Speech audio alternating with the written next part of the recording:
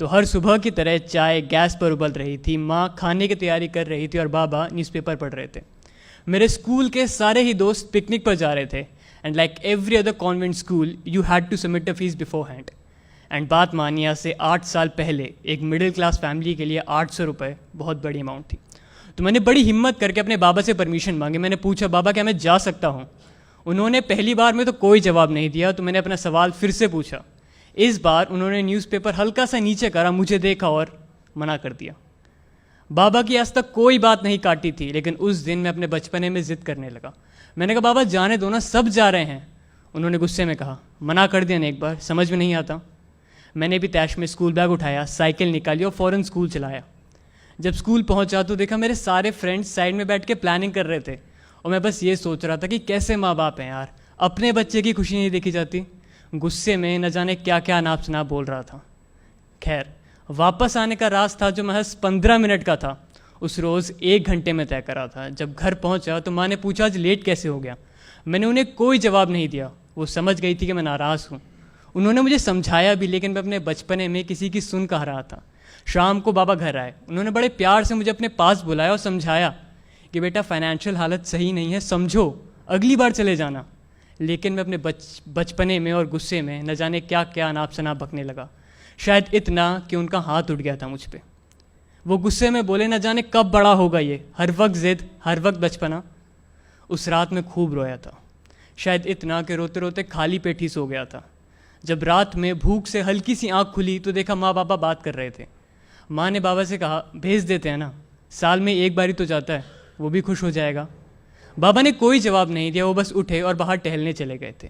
अब मुझे रात भर उतावलेपन में नींद तो नहीं आने वाली थी कि शायद अब सुबह पैसे मिल जाएंगे और मैं पिकनिक पर जा पाऊँगा। सुबह हुई, बाबा मेरे पास आए। उन्होंने मुझे पैसे थमाए और कहा, ये लो, पिकनिक पर चले जाना।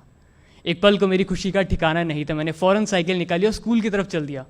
घर से थोड़ा दूर पहुंचा था कि याद आया, जो तावलेपन में लंच तो घर भूल गया है। वापस घर आया तो देखा माँ बाबा फिर से बात कर रहे थे।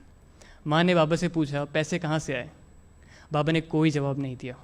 माँ ने फ़ौरन बाबा की सूनी कलाई देखी और कहा, घड़ी बेच दी क्या? बाबा ने कहा, क्या फालतू की बातें कर रही हो, ऑफिस के लिए लेट हो रहा है, खाना बांध दो। मैं अभी भी दरवाजे पर सुन्न खड़ा था, आंखों में आंसू लिए बस यही सोच रहा था कि सही में बाबा ने मेरी खुशी के लिए दादाजी की आखिरी निशानी भी बेच दी। क्या सही में मेरा सैर सपाटा उस घड़ी से ज़्यादा ज़रूरी था? खैर, मैं स्कूल आया वापस। अब पिकनिक पर जाने का मन नहीं था। वो पैसे स्कूल में जमा करने की हिम्मत नहीं थी। मेरे सारे फ्रेंड्स कह रहे थे, अविनाश चलना, चलते हैं, लेकिन अब बस जी सा नहीं था। वापस आने का रास्ता जो महज 15 मिनट का था, उस रोज़ फिर से 1 घंटे में तय करा। माँ ने पूछा, आज क्यों लेट है? उस रोज़ गुस्से में जवाब नहीं था और आज शर्म से। अगले दिन संडे था, मुझे पिकनिक पर जाना था। माँ ने सुबह जल्दी उठा दिया, कहता, उठ, पिकनिक पर नहीं जाना है। मैं सवेरे से ही आलस कर रहा था। आज चाय फिर गैस पर उबल रही थी। आज फिर कुछ बात करने का मन था। बाबा न्यूज़पेपर में मशगूल थे, जैसे कुछ हुआ ही ना हो। मैं उनके सामने बैठा। उन्होंने अपने पुराने अंदाज में न्यूज़पेपर हल्का सा नीचे करा, मुझे देखा और पूछा, नहीं जा रहा है क्या? मैंने फ़ौरन जेब में से एक डब्बा निकाला और उनकी तरफ आगे बढ़ाया। उन्होंने पूछा, इसमें क्या है? मैंने कहा, आप खुद देख लो। अब उनकी आंखों में भी हल्के हल्के से आंसू थे।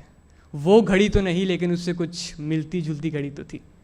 वो अपने आंसू न्यूज़पेपर में छुपा रहे थे। इतने में माँ चाय लेके आई। उन्होंने सब देखा। माँ बाबा ने अपने पास बुलाया, गले से लगाया और कहा, आज हमारा बेटा बड़ा हो गया। तो हम शायद कभी कभी अपने बचपने में अपने माँ बाप का प्यार, वो सैक्रिफाइस, वो सब भूल जाते हैं, लेकिन वो कभी भी हमारे लिए अपना प्यार कम नहीं होने देते हैं। So from this stage, I just want to say one thing.